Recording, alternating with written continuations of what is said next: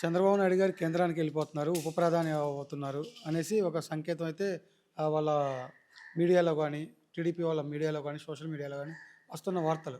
నిజంగా ప్రధాని అయితే రాష్ట్ర భవిష్యత్తు ఎలా ఉండబోతుంది? దేశం భవిష్యత్తు ఎలా ఉండబోతుంది? ప్రధాని అంటారా? ఉప ప్రధాని అంటారా? ఉప ప్రధాని. చంద్రబాబు నాయుడు ఉప ప్రధాని రేంజ్ కాదు అసలుకి. ఎందుకంటే ఆయన చెప్పాడు కదా! ఆ! ఎన్నిసార్లు చెప్పాడు ఆయన? నరేంద్ర మోడీ గారు నాకంటే జూనియరు. హ్మ్. భారతదేశంలో నేనే అందరికంటే సీనియర్‌ని. హ్మ్. ఆ! నేనే గొప్పోడిని. అన్నీ నా వల్లే వచ్చింది. హైదరాబాద్ నా వల్లే డెవలప్ అయింది. అసలు ఆంధ్రప్రదేశ్ కూడా నా వల్లే డెవలప్ అవుతది. ఇట్లంతా బచ్చాలని నరేంద్ర మోడీ గారి గురించి అడ్డగోలుగా మాట్లాడాడు ఆయన. హ్మ్. ఆ! ఈయన నైజం తెలిసిన వాళ్ళు ఎవరైనా సరే చంద్రబాబు నాయుడు గారిని ఉప ప్రధాని కాదని ప్రధానమంత్రి గారిని చేస్తారా? మరి నరేంద్ర మోడీ చేస్తాడా? ఏం చేసినా ఈ రాష్ట్రానికి ఒరిగేది ఏం లేదు. ఈ ఒరిగేదైతే ఏం లేదు. ఎందుకంటే ఎన్నో ఆశలతో రాష్ట్రం విడిపోయిన తర్వాత చంద్రబాబు నాయుడు గారు అనుభవజ్ఞుడు. 40 సంవత్సరాల రాజకీయ అనుభవం ఉంది. రాష్ట్రాన్ని ఉద్ధరిస్తాడని చెప్పేసి జనాలందరూ హ్మ్. జగన్మోహన్ రెడ్డి గారికి అనుభవం తక్కువ, కుట్రోడ్లే, ఒకసారి అవకాశం ఇద్దామని అవకాశం ఇచ్చారు. హ్మ్. ఏం చేశాడు? స్టేట్‌ని సంకనాకిచ్చేసాడు. హ్మ్. 10 సంవత్సరాలు హైదరాబాద్ ఉంటే హైదరాబాద్‌ను అక్కడ ఓటుకి నోటు దాంట్లో దొరికిపోయి హ్మ్. పారిపోయి వచ్చి ఇక్కడ కూర్చొని హ్మ్. ఆ! మనకి విభజన హామీలో అప్పుడు టైఅప్ ఎవరు? బీజేపీతో బీజేపీ. చంద్రబాబు నాయుడు గారేగా. చంద్రబాబు. ఈ రాష్ట్రానికి రావాల్సిన ఏదైతే విభజన హామీల్లో రావాల్సింది ఏ ఒక్కదాన్నన్నా రాబట్టాడా? 2, 3 స్కామ్‌లో దొరికాడు. అడిగి మాట్లాడితే తీసుకెళ్ళి లోపలేస్తారు. హ్మ్. కాబట్టి రాష్ట్రానికి ద్రోహం చేసింది ఆయన హయాంలోనే. ఇంకా ఈయన ఉప ప్రధాని కాదు కదా! ముందు ముఖ్యమంత్రిగా ఉంటే చాలా చేయొచ్చు. హ్మ్. ఏం చేస్తున్నాడు ఈయన? మొత్తం అన్నీ అమ్మేస్తున్నారు. పప్పులు బెల్లాలాగా ఆంధ్రప్రదేశ్‌కి సంబంధించిన భూముల్ని హ్మ్. ఇష్టం వచ్చినట్టు మన అనుయంగులకి ఫేక్ కంపెనీలందరికీ కూడా రాసిచ్చేస్తా ఉన్నారు. హ్మ్. వీళ్ళ వల్ల ప్రధానమంత్రి అయినా ఈ రాష్ట్రానికి ఒరిగేదేం లేదు. హ్మ్. ఈ రాష్ట్రం బాగుపడాలంటే మళ్ళీ జగన్మోహన్ రెడ్డి గారే ముఖ్యమంత్రి అవ్వాలి. హ్మ్.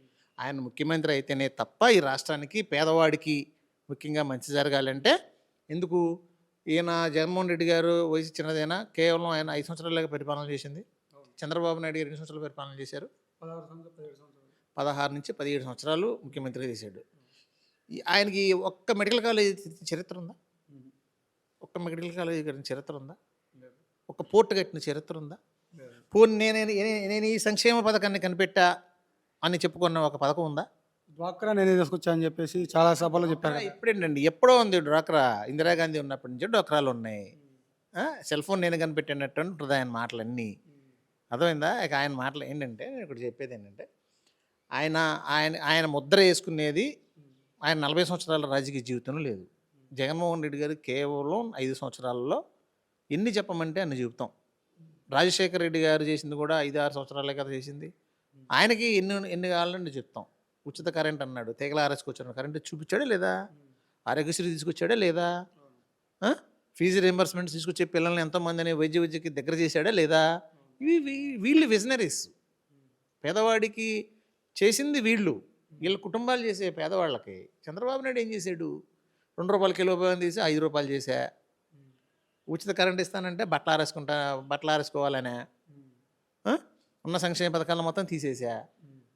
చంద్రబాబు నాయుడు ఎలాగవుతాడు విజనరీ? ఆయన ఉన్నయి తీయటమే. ఇప్పుడు ఆయన ఇప్పుడేముంది? ఇప్పుడు రైతులకి రైతు పక్షపాతి 100 మాటలు చెప్పాడు. హ్మ్. 2 సంవత్సరాలయింది.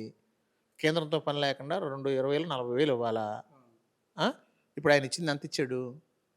ఇప్పుడు నాకు తెలిసి 13,000. 10, 13,000, 14,000 ఇచ్చినట్టున్నాడు కేంద్రంతో కలుపుకొని. ఆ! కేంద్రం గాక 20,000 ఇస్తామని కేంద్రం కాక 20,000 ఇస్తా అన్నాడు. 2 20,000, 40,000 ఇవ్వాలా? 40,000కి ఎంత ఇచ్చాడాయన? 10,000, 13,000 ఇస్తాం. ఇచ్చాడు. ఎంత లాస్ అయిపోయారు రైతులు? హ్మ్. ఈరోజు ధాన్యం కొనేవాడు లేడు, పెసలు కొనేవాడు లేడు, మినుములు కొనేవాడు లేడు, శనగలు కొనేవాడు లేడు. హ్మ్. ఆ! గిట్టుబాటు ధర లేదు. బయట మార్కెట్‌లో చూస్తాం అడ్డగోలుగా ఉన్నాయి. హ్మ్. ఇప్పుడు దాని దరిద్రం బాగోక మళ్ళీ ఇప్పుడు మొత్తం 15 రోజులు అవట్లా. ఏ ఏటి యుద్ధం. అవును. ఆ!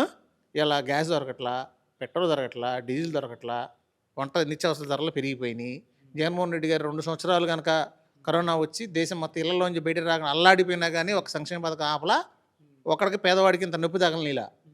వాలంటీర్‌ని పెట్టాడో, సచివాలయ వ్యవస్థను పెట్టాడో, ఆయన ఇబ్బంది పడ్డాడో, డబ్బులు తెచ్చాడో, ఏం చేశాడో తెలీదు.